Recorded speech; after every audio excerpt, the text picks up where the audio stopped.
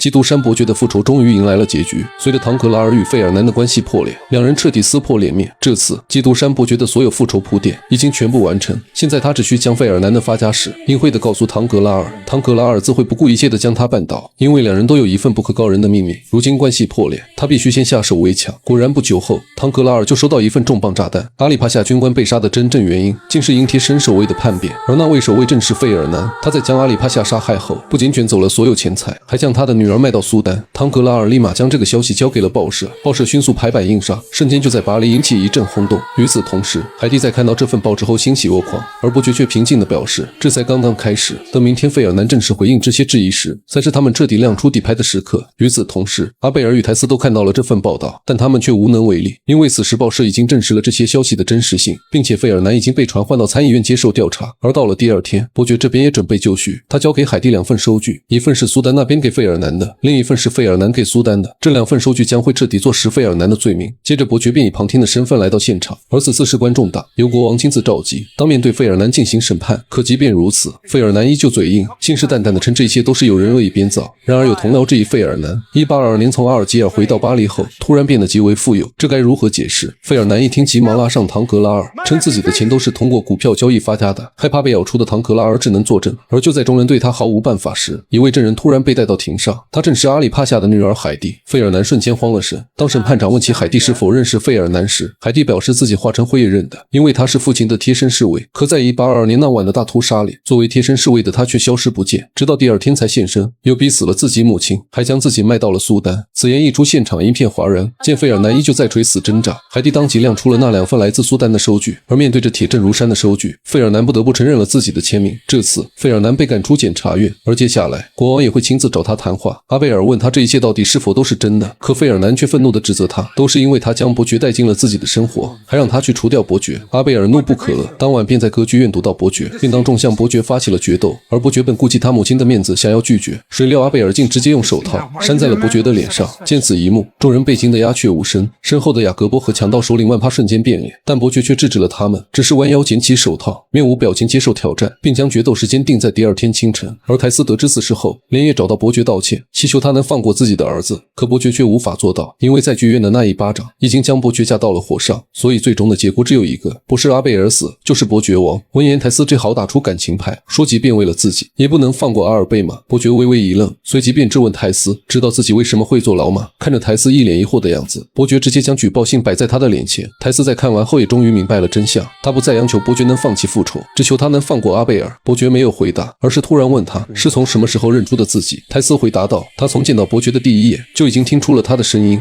The voice never changes. At first, I denied it was you, but love speaks from the heart, not from the mind. 伯爵听后倍感焦急，最终他同意放过阿尔贝，但这并不意味着他会放弃明天的决斗。But for that to happen, I must die.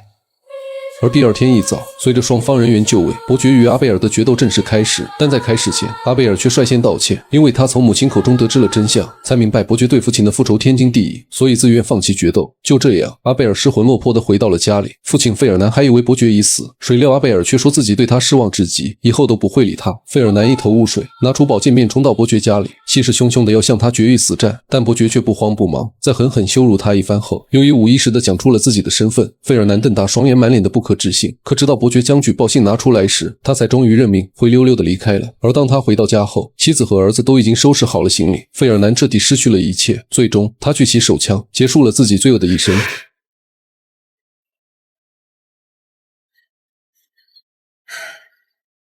但基督山伯爵的复仇还并没有结束，针对另外2位仇人的计划也到了收网的时刻。首先是唐格拉尔，他的土地期权即将到期，而铁路项目的资金却迟迟不能到位。他心急如焚地找到伯爵，希望他能将答应投资的500万法郎先打到自己的账户。可伯爵却声称他们有缘在先，要等他女儿嫁给斯帕达后才会付款。但唐格拉尔此时已经走投无路，因为随着费尔南的倒台，他在政府中也没有了朋友，现在必须立马支付购买土地的900万法郎，否则铁路项目将被收回。可他已经投资了500多万，几乎押上上了全部的身家，但伯爵依旧不紧不慢，声称只要在周四他的女儿与斯帕达顺利订婚，所有的资金都会到位，并且为了安慰他，还以基督山伯爵的名义保证，这才让唐格拉尔放下心来。但殊不知，这一切都是伯爵精心设计的圈套，准备在周四的订婚仪式上将他彻底击垮。随后，斯帕达悄悄找到他的女儿，拿出基督山伯爵的亲笔推荐信，告诉他已经被罗马歌剧院的总监选中，只要他愿意前来演出，绝对能成为歌剧界的未来之星。女孩听后兴奋至极，但随即又面露难色，称父亲从不允许他登台演出。可斯帕达微微一笑，暗示道，若是已经到了罗马，他的父亲想管也管不到了，但如果周四还不动身的话，他们只能在订婚仪式上见了。说罢，斯帕达便冲他意味深长地笑了笑，然后便头也不回地离开了。女孩瞬间明白了斯帕达的意思，有了这封推荐信，她完全可以与老师一起前往罗马追梦。而很快便到了订婚的日子。当唐格拉尔还沉浸在喜悦中时，却不知一场灭顶之灾已经悄然来袭。等宾客们全部到位后，唐格拉尔便迫不及待地宣布订婚仪式正式开始。然而所有人等了又等，女儿始终没有出来。心急如焚的唐格拉尔直接将门撞开，却发现女儿不翼而飞，还留下一地碎发，并且就在此时，内政部秘书长神色慌张地找到米娜，说警方已经发现了他们在股市上的猫腻，他现在必须要拿走最后一笔交易的分成。米娜听后急忙上楼拿钱，可当打开箱子后却惊得目瞪口呆，里面竟然空空如也。原来是女儿拿走了这笔钱，当做了去罗马的路费。而当两人来到楼下时，警察也推门而入，他手中拿着对内政部秘书长以及唐格拉尔和米娜的逮捕令，罪名是在股市上恶意套现。愤怒的唐格拉尔觉得荒唐至极，本想让伯爵出面证明，却不知他在交易所的所有黑幕都是伯爵亲自调查交给警方的，上面清楚记载了内政部秘书长是如何利用职务之便将股票的涨停提前告知米娜，然后由唐格拉尔买入抛售，而利用政府的内部信息在证监所交易乃是死罪，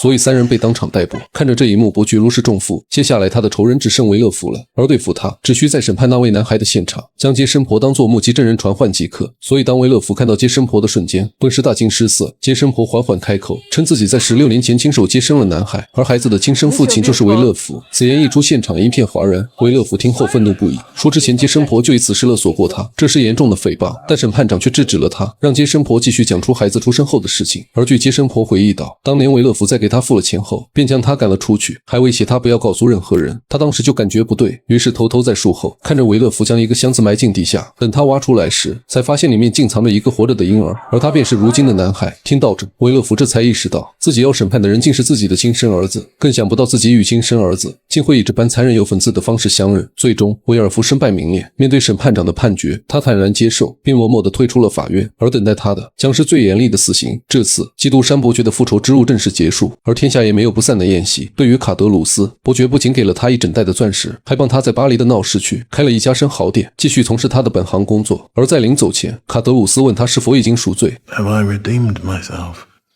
You've helped restore my faith in mankind. Not many have managed that.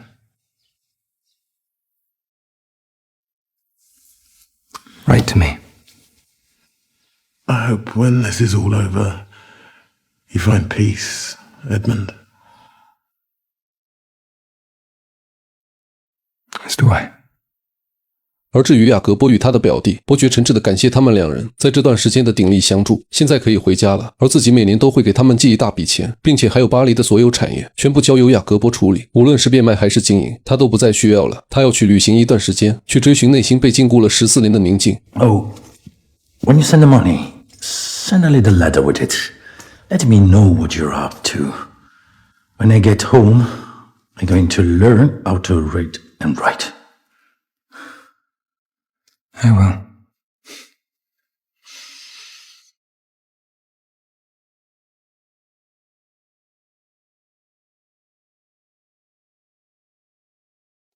而故事的最后，埃德蒙再次回到了马赛，他在悬崖边上找到了泰斯，而这个位置对准的正是他做了14年苦牢的监狱。这次全片结束，而基督山伯爵之所以能被评为文学史上最伟大的复仇巨著，除了因为埃德蒙复仇计划的严谨外，更重要的是他爱恨分明，对待帮助过自己的人千百倍的报答，而对自己的仇人则是毫无仁慈，以牙还牙，以血还血。